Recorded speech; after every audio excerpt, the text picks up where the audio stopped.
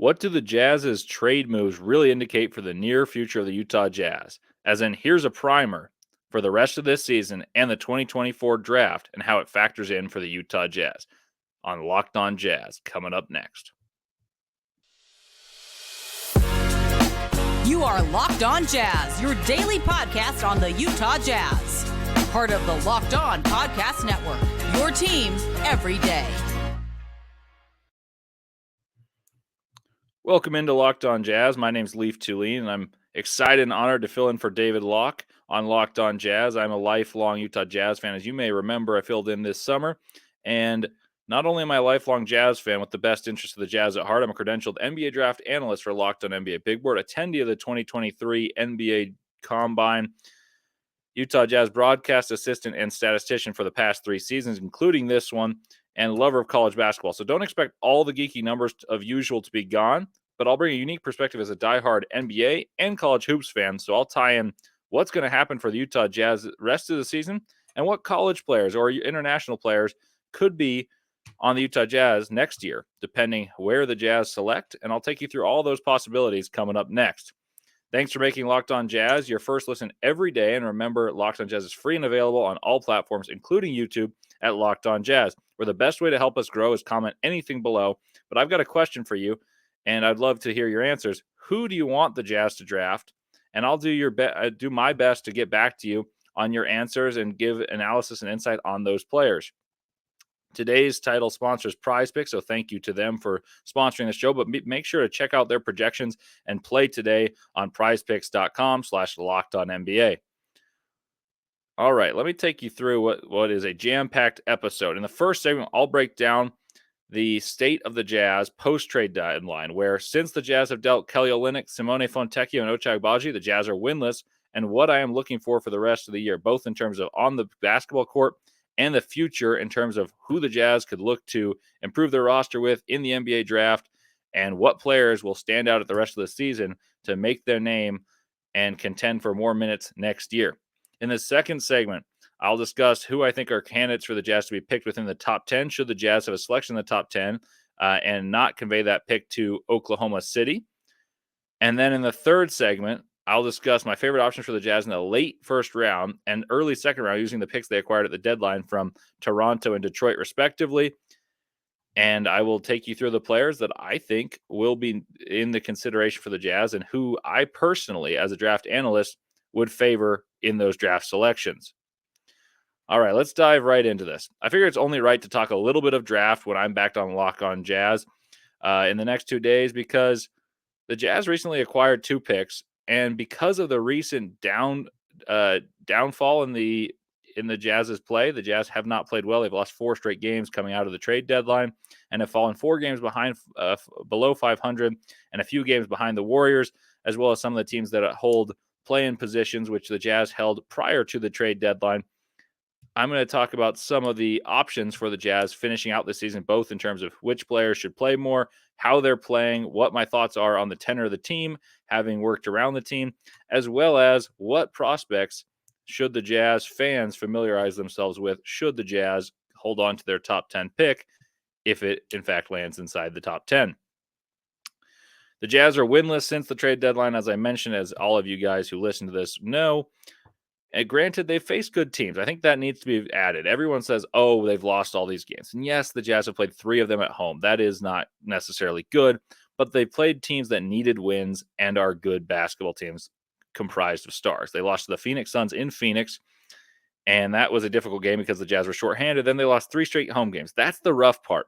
But you played the Warriors, led by Steph Curry, and that was just after making these deals. That's difficult. Then you played the Lakers. The Lakers came in and really killed the Jazz. That was the concerning one. Then you played the Warriors very close. The more concerning part of those games is how they've lost. It's been ineptitude on the defensive end. They gave up 129 to the Suns, 129 to the Warriors the first time, 138 to the Lakers, and 140 against the Warriors the second time, amounting to that 0-4 record with a net margin of minus 14, meaning that they're losing by about 14 points per game in those 4 games. And 3 of them are at home. So that does not bode well. But I want to be really clear, crystal clear on this. I think Hardy and the Jazz coaching staff have been spectacular this season. And I'm not just saying this to be positive propaganda, but the Jazz started the year 7-16 with a lineup that wasn't doing particularly well, found their way to above 500 at various stints in this season as recently as a few weeks ago. And they were able to do so by comprising a unit of 10 players that amount to more than your 5. And what I mean by that is the Jazz found a way to get 240 minutes filled. And yes, there's 240 minutes in a basketball game. There's 48 minutes by 5 players. The Jazz may not have had the best starting 5, but they really found a way to get the most out of their starting 10. There's 10 players that would play for the Utah Jazz consistently, and they would win games. And they were able to get above 500 from 9 games below 500, playing a difficult schedule and a lot of road games and taking care of business at home by playing that bench. The issue with that now is a lot of those minutes were comprised of Simone Fontecchio, Kelly Olynyk, and Ochai Agbaji, all 3 of whom are not with the Utah Jazz anymore, meaning the Jazz will have to prioritize meaning the Jazz are prioritizing the future, and how they're doing so is that the minutes occupied by Fontecchio in the starting lineup are now going to Keontae George, as Keontae George has assumed a starting roles next to Colin Sexton. Sexton's playing extra minutes as well. Dunn is now in the second unit. Markin and Collins and Kessler round out that starting lineup, as you guys all know. And then that means, okay, who's filling Olynyk's minutes? Who's filling the remainder of Fontecchio's minutes that aren't just additional for George? Well, that means a few other players will have to play. It's the young guys that are filling these minutes, but they're doing it in different positions. In essence, the starting minutes are being vacated by Simone, are being filled by Keontae, who's playing 8 more minutes per game than his previous average, including those 4 games factoring into his average positively. So he's probably playing, if you took out those 4 games, about 11 more minutes per game. And he scored 33 in one of them. That's what you play by prioritizing your future, saying, you know what? If we start him, even though the unit was working very well with Dunn, we get more out of the immediate future and the long-term future by prioritizing a guy we think is a cornerstone of the franchise. The other player who's behooved from this is Walker Kessler.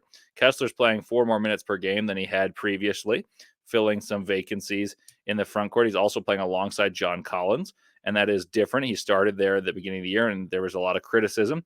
But Walker Kessler's got an uptick in production, and he's been better and playing more. He's someone that I think, and the Jazz think, is going to be a cornerstone for their future. And then perhaps the biggest difference numerically in terms of players jumping in minutes is going to be Taylor Hendricks. Obviously, you can talk about Dunn not starting, other players being moved in their roles, but Taylor Hendricks was the 9th pick of this last year. And he, in the last 4 games, is playing 17 minutes per game, which eclipses his numbers by a large margin. And the Jazz are sticking through it with him. It's not been a perfect experience. You've seen a lot of open misses, but he shot 39% in college. You're seeing him learn on the fly, but the Jazz are sticking to their guns and helping the young guy develop. And that's what matters. The Jazz, at the time of the trade deadline, were in 10th place in the West and have since fallen to 11th. But those games were against the Warriors. I know that. And it makes it harder to come back. The Rockets are on the Jazz's tail, and the teams in front of the Warriors are going to be difficult to catch, as well as the Warriors are going to be difficult to catch, as they're playing good basketball and have beaten the Jazz recently. But through thick and thin, the Jazz are committing to the youth, staples of the core, presently and in the future, and are struggling not only just because, these players are playing more and they're not ready for it, but also some of those guys that are key cogs have really struggled without the presence of Kelly Olynyk, namely. I mentioned the defensive woes, but offensively, without Olynyk, Olynyk and Fontecchio, Lowry has yet to reach his season average once in those 4 games, and Clarkson has been inefficient in all 4 of those games. It doesn't bode well on the winning front to make the play-in when your best players offensively are struggling to adapt, but it does bode well that they're playing with the players of the future, symbolizing the true core. Now, in those games lost, the Jazz lost twice to a team that they're in direct competition with, so I think it gets difficult. But what that does mean is, should the Jazz fall inside or outside of the play-in, that means they have a great chance of keeping their pick. And what that means is they're picking inside the top 10. If you pick within the top 10 pick is protected. And though this is not a draft that you're like, oh my goodness, we can't miss out on this supreme talent, there are players that you think can make an immediate and long-term impact on your franchise's future. And so I think the draft is more important than people are realizing this year. Obviously, I'm going to say that because I love the draft. I study the draft and I work with the draft.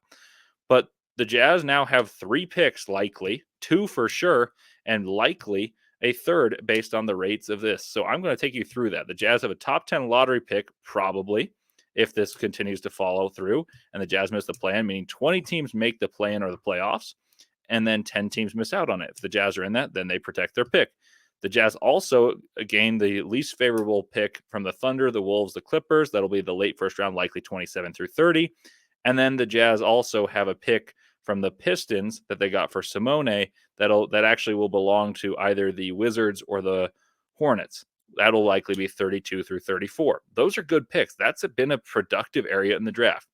So I'm going to take you through what is called a bad draft, devoid of talent, but I've pinpointed some prospects that I think are talented and could really help a Jazz team in the immediate future as well as the long term future at all 3 picks in this draft. And I'm going to take you through that coming up next. But first, let me tell you about Prize Picks.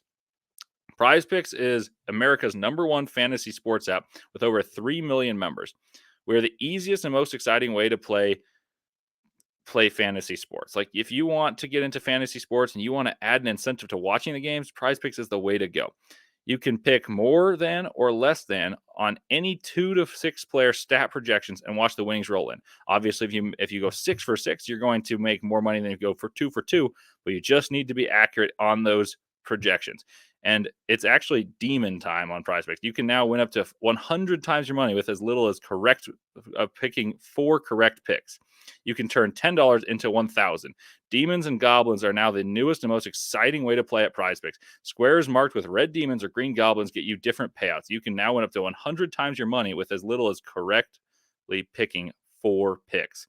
You can also do projections for players, and I have before on MLB projections. I'm not allowed to bet on the NBA because I work for the Jazz, but I've heard it's wonderful. I've done it for college basketball, and I've done it for the MLB numerous times. Love using Prize Picks. Could not recommend it more highly.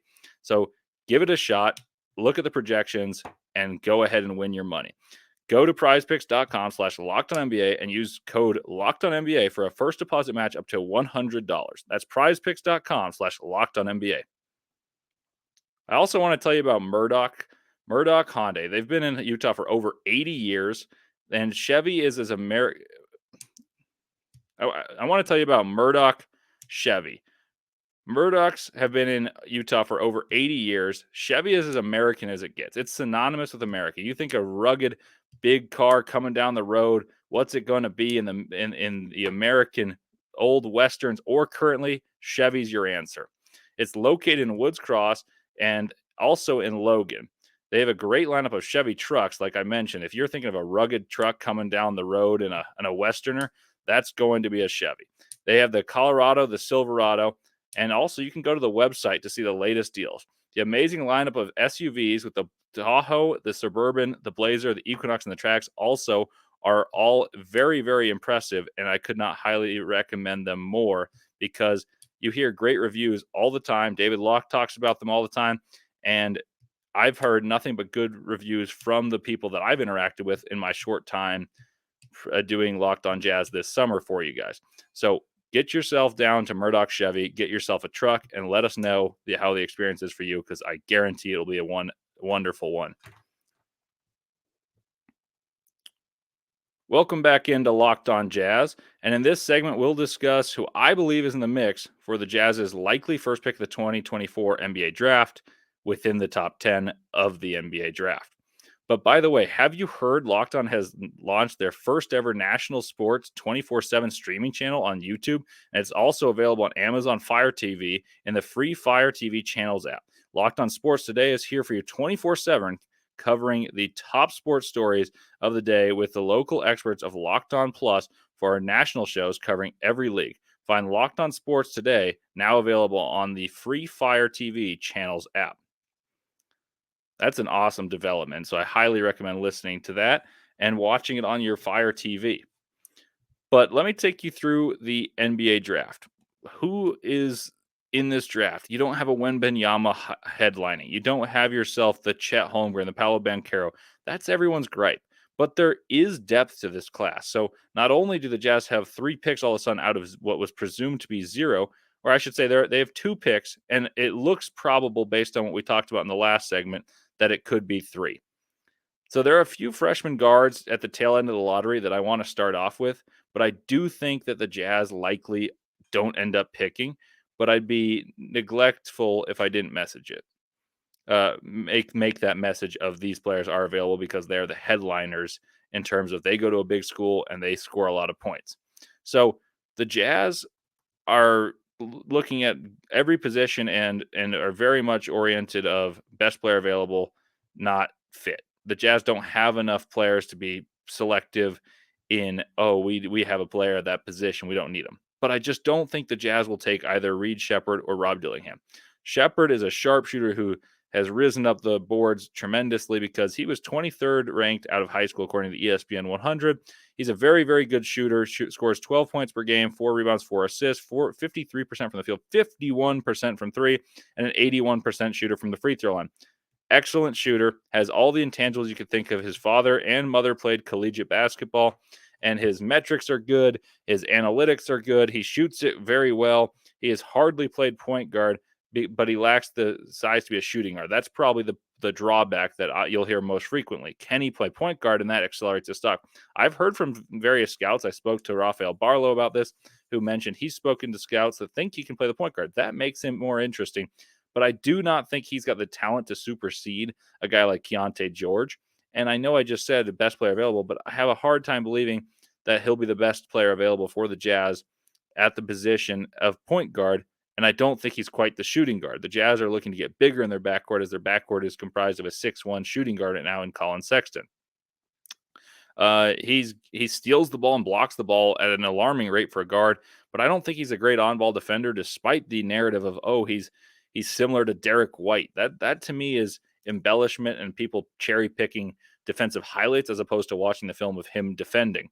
I do think that he's got a spot in the NBA, but I wouldn't take him in the top 10, which is where the Jazz would have to be taking if they do, in fact, have this pick. His teammate, who is kind of a controversial player in draft circles, but is an electric one at that, is Rob Dillingham. Dillingham came in as the 15th ranked player in the ESPN 100 at Kentucky right now. He's scoring 15 points per game, 3 rebounds per game, 4 assists per game, 49% from the field, 45 from 3, 73% from the free throw line. And he is lightning quick. He creates more easily than anyone in college basketball. He's a lightning rod, and he honestly is the metronome for Kentucky. He's polarizing because he's lightning in a bottle often compared to some of those players that you would say are six-man archetypes, but that's unfavorable in the sense that he's supposed to be a lottery pick. So if you're compared to the likes of Lou Williams or Bones Highland, because of his build, he's very slender and quick and an offensively minded player. I don't know if that's necessarily a comparison that you're too thrilled with based on where you'd be picked, if that makes sense. But I think I would make the argument that he possesses better playmaking skills than either of those players, and he's very quick but frail and erratic in terms of his offense, in terms of his defensive effort, and at times his offensive aggression is very good, but he doesn't pass at the same rate. He'll either score or he'll try to play point guard too much and takes away from his offensive outburst capabilities. But Kentucky, for both these players, has a penchant for having guards overachieve. Their most recent lottery pick from Kentucky was Cason Wallace, and he's been spectacular for the Thunder. And I don't need to tell you about Jamal Murray, Tyrese Maxey, all these guys who are all-star caliber guards from Kentucky that develop in the NBA beautifully. So those guys are people in contention for the Jazz to be taking them. I just don't personally see it. The other freshman guard that I think is in contention for the Jazz to take is UConn Stephen Castle. He's a guard, but he's far bigger than either Dillingham or Shepard. He's at 6'6", nearly 200 pounds. He was 12th in the ESPN 100. He is on the best team in college basketball, in my opinion, and they're ranked number 1 unanimously this week, so that would support it. He's playing a key role on that team, getting to the rack, scoring 11 per game, 4 rebounds, 3 assists on a very egalitarian team led by upperclassmen, 48% from the field, 33% from 3, and 70% from the free throw line. His impediment is consistency shooting, and that is something to be concerned about because right now the NBA is predicated on who can shoot, who can score. But that said, he's able to put immense pressure on the rim. He's shooting better of late since he's recovered from a knee injury. And he already, despite missing games for a knee injury and lacking a bit of explosion for some of them, has 14 dunks as a guard in college basketball that isn't playing with the ball in his hands all the time. He is able to get downhill. He's able to create for others, and he's playing on a winning team, able to play a role. And that's something that it's controversial. Do you want the star to drop down to a role? Do you want the role player that you think can uh, blossom into a star? We'll see. But he's someone that the Jazz, I think, would take a long look at to try to put size in the backcourt, along with Keontae George, who the Jazz are very optimistic about, having just scored 33 against the Warriors in an impressive performance. I'll mention a few other names, but I do think they'll go higher in the draft than where I project the Jazz to pick. But the lottery gods could favor the Jazz. The best collegiate player, in my opinion, is Cody Williams, the younger brother of Oklahoma City Thunder wing Jalen Williams, and I believe he'll go in the top 3. I'm very high on him. I put him in my top 2. I gave a comprehensive breakdown on him with Rafael Barlow and Locked on NBA Big Board. If you want to check that, I compared him to Jalen Rose, someone who's a jumbo-sized playmaker who was able to score 24, 25 points a game in the 2000s when the ball was slowing down. I think that Cody Williams has to grow into his body. He's very thin and slender, but he's got the makings and the natural talent to be an NBA wing with point guard skills at 6'8", and he's 18 years old. I'm very high on Cody Williams. That would be someone I would think would be a pipe dream for the Jazz. Next, let's get to the Europeans or G League prospects that the Jazz could be in the picking range of, but it really depends preference because these guys are controversial. My guess would be that G League's Ron Holland is gone by number 6 or 7. He's scoring 19.5 points per game in the G League against grown men with 7 rebounds per game and a motor that is unbelievably impressive. That said, he really struggles to shoot the ball, shooting 24% from 3.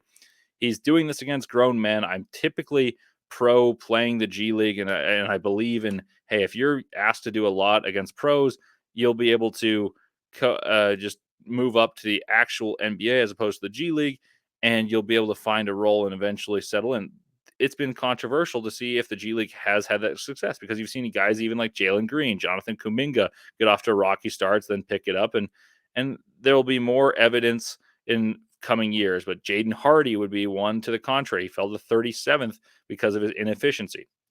I think the size of Holland, who's about 6'7", he's a very good athlete. He's a great point of attack defender. At least figures that he could be. He needs more consistent mechanics, and his ability to have scored in the G League setting puts him but just beyond where I project the Jazz will pick. But I need to go over him. Now, there's Ron Holland's teammate, and that's Matas Buzelis. They're directly foiled against one another. Matas Buzelis is 6'10" guard who weighs 195 pounds, but at times he's propagandized the stereotype of Europeans being soft. And I'm not saying that to be too critical, but that's the big like line on him is that if you could combine Holland and Buzelis, that'd be a perfect prospect because he's got all the skill and finesse, and Holland's got the dogged aggression and perimeter defense, the quick twitch that you look for in your 1A option. I've been critical of Buzelis at times. I was critical in their first couple games this year where I thought Holland was the better prospect. That's polarizing among draft people. But there's a chance both or one of these guys could fall because different teams may have different preferences. But Buzelis had a very nice showing in the Rising Stars game recently, and he's playing well. Right now, he's scoring 13 points, 6 rebounds, 2 assists, but he also is shooting poorly from 3, 26%. He's very skill-oriented, just demonstrates flashes of undeniable skill at a larger size relative to the position. But he, coming into the year, was within the top 3 of the draft class, which is why I probably think he doesn't fall that far because people are going to say, well, he was good all along. But I do think there's a chance just because there's a lot of differing opinions on Buzelis. And finally, the last option I have at 9 on my board personally is a project some have labeled as theoretical, but I see tremendous upside, size, and athleticism.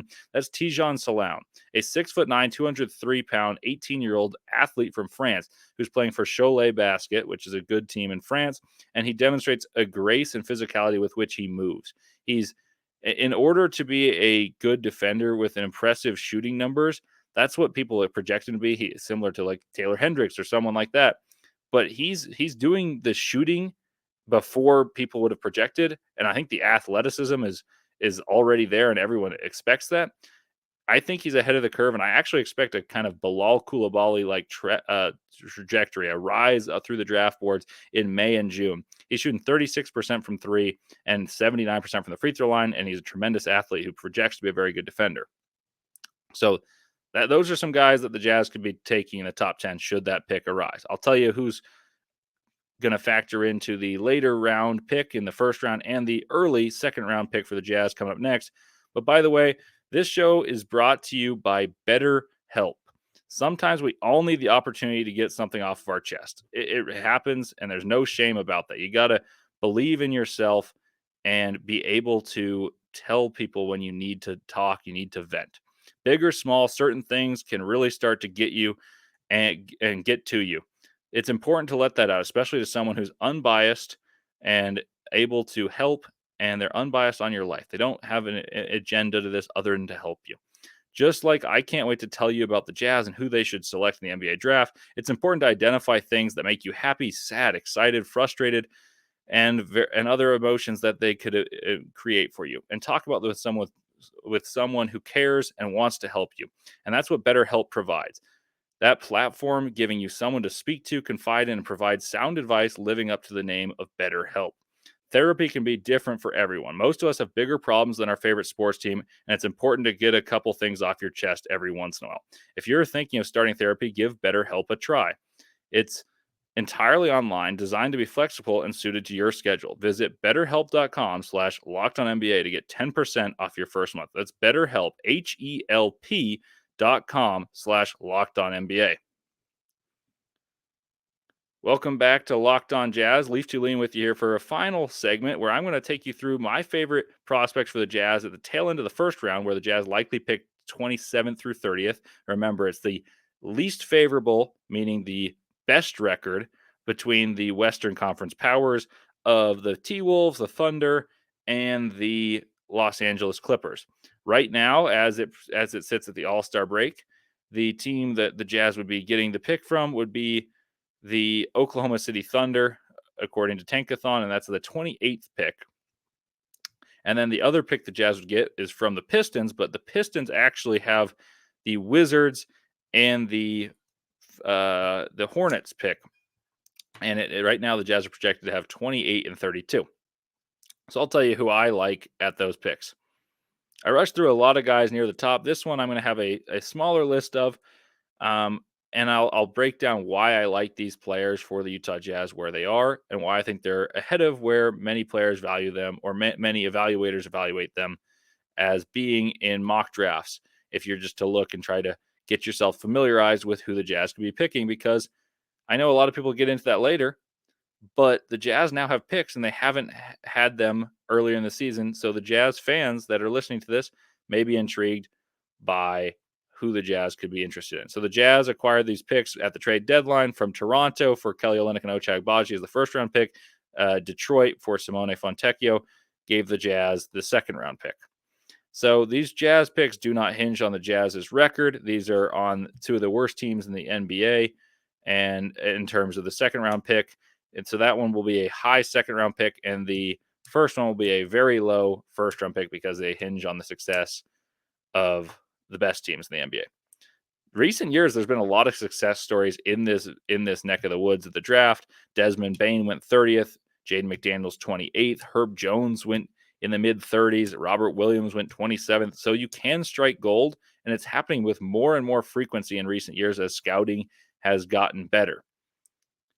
I believe this draft, despite lacking for top end star power, does have good depth. The first target in this vicinity, in my opinion, should be Jalen Tyson of Cal. He is 6'7" and 215 pounds, so a big wing, which is something that there cannot be enough of in today's NBA. He is on his third year in 3 schools, which is doing him absolutely zero favors in the eyes of evaluators. But if you read into his transfers, he dealt with problematic coaches, and both were fired the year after he was there, meaning he transferred probably due to the coaches. Chris Beard from Texas ended up gone, and he is in Ole Miss right now. And there was a guy named Adams who was at Texas Tech who is fired and has not gotten a job back. And I don't want to go into the specifics, but Jalen Tyson's transferred. 3 schools typically isn't regarded well, means you're problematic sometimes. Doesn't seem to be the case with Jalen Tyson. And right now, he's leading Cal in scoring, 20 points per game, 7 rebounds, 3 assists, shooting 49% from the field, 38% from 3, and 79% from the free throw line. Very impressive numbers for a upstart team that was devoid of talent and is starting to put together a really good season compared to their expectations, which were very low in the Pac-12 conference. And he's the largest reason why. And I don't think he'll win it necessarily, but I think he might be the most important player in the Pac-12. That's not what you're here to learn about, is my college basketball takes. But what you do want to learn from me is why Jalen Tyson will be a great fit for the Jazz in the end of the first round. Well, he's scoring well. He's a plus athlete who in years previously was relegated to being that 3-and-D athlete who takes on big-time defensive assignments, runs the floor, and shoots open threes. In that role, he shot 41% from 3, meaning he's got the capacity to shoot very well from 3, both in a supplementary role and in a starting role, 41% and 38%. Shoots it well on open shots. He shoots it well with the ball in his hands, and he's developed more of a handle and feel for the game as he's the best passer on Cal, leading them in assists as well. And he's shown a proclivity to get out and transition and finish well in his first 2 years, both at Texas and Texas Tech. The Big 12 is also the most athletic league in the country, and he was considered one of the best athletes in that conference, and probably in the country. And now he's refined his game to being more of an on-ball player who sees the floor, creates for himself and others. And as a primary focus of the defenses, he's only become more efficient as a scorer.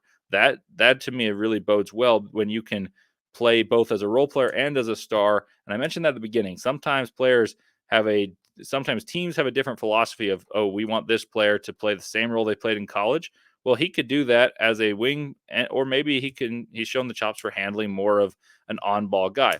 He's projected not very high, and I think a lot of it has to do with age, but he's 21 years old. The NBA is having more and more players provide early impacts being more important because there is a salary cap that's making the depth be more important. You can't just get these minimum contract guys because you have to pay so much money to keep your stars happy. So if you can get guys on low contracts early in their career ready to contribute, meaning that oftentimes it is older players who do that better coming into the draft, I think that's going to be more in vogue. Like, think of Christian Brown for the Nuggets. That's one that's recently proved paid dividends, and he likely will again this playoff run for the Denver Nuggets. Jalen Tyson would be one of my preferences. The other one that I would really highlight is Baylor Shireman, who I believe he's in the upper echelon of shooters in the entire draft class. Despite shooting 37%, Tyson shoots 38%. Shireman's a far better basketball shooter. He may not be the athlete Jalen Tyson is, but Shireman in the Big East, which is a good basketball league, is averaging 19 points, 9 rebounds, 4 assists, 46 from the field, 37 from 3, and 84 from the free throw line. He's a great rebounder, not only for his position, but especially for his position. A great passer who played point guard at South Dakota State for 3 years before transferring to Creighton, transferring up and being equally as effective on an Elite 8 team last year, and a team right now that projects to be a 4 seed in Creighton. And he's become a small forward out of playing point guard, meaning he can pass the ball, he can space, he rebounds, he shoots. And I'm really high on Baylor Shireman. Neither of these two players are getting too much acclaim nationally, but I would take both in the first round confidently. And if either are there for the Jazz, those would be some of my preferences. Obviously, maybe the board falls differently, and I will update you guys on how I perceive the draft as it gets closer. I would also be really intrigued by Jared McCain of Duke, who's blossomed as a 2-guard late in the season as a freshman, really scoring well. He just went 7 of 8 from 3 in his last game against Florida State. And then Devin Carter of Providence is an uber-productive defensive stopper who's become a go-to guy for Providence and is maybe single-handedly going to pull them into the tournament after a couple tough injuries for the Friars. He's someone that you would have likened to Javon Carter, or maybe a Derek White, defensively oriented guy who's becoming better on offense. And I think that's a player that the Jazz could use despite being not enormous in nature, Devin Carter. There's a couple high profile guys that fell down due to lack of productivity, but those type of players like Peyton Watson, number 30 pick, didn't score well at UCLA, but he has those athletic traits you can't teach. One that is in a similar vein to that is Justin Edwards of Kentucky. He's a lefty who is not really figured in to the Kentucky lineup as easily as some of the other freshmen and the transfers that Kentucky has had. But he was one of the top 3 recruits in the country this past year, is a 6'7" wing who has long arms, good nose for the basketball, and just is a inefficient shooter. And one other player to mention is a up-and-coming Frenchman named Melvin Ajinkna, who has a very good shot early. He's 19 years old. He's 6'8", and he's shooting the ball well, 36% from 3 and over 80% from the free throw line. So those are some guys I would look at for the late round for the Jazz. And of course, I mentioned earlier in this episode, for those who listened through the entire thing, the players I would look at early in this draft should the Jazz have a top 10 pick. Now that the Jazz have picks, I think it becomes important to evaluate that as the Jazz try to comprise their core for the future. Keontae George, Walker Kessler, Taylor Hendricks, all those guys factor in the immediate future and the long term. These are the guys that could continue to help and be their teammates down the road. So thanks for tuning in to Locked On Jazz. With your next listen, check out Locked On NBA, where you hear the latest stories for all of these teams around the NBA, what teams are poised to make big runs, and just lovers of basketball will all enjoy it all the same. And also, just a reminder, I mentioned this earlier, the new national sports channel is launched. Locked On has the first ever national sports 24/7 streaming channel on YouTube, and it's also available on Fire TV, on Amazon Fire TVs, and they're on those channels. Locked On Sports Today is here for you 24/7, covering the top sports stories of the day with local experts of Locked On Plus, our national shows covering every single league. Find out more on Locked On Sports Today and find it on your free Fire TV channels apps. Well, thank you as always a pleasure, and I'll be back with you tomorrow before David Locke gets back from a much-earned vacation on the All-Star break. I will be back with you more. Thank you for listening to Locked On Jazz.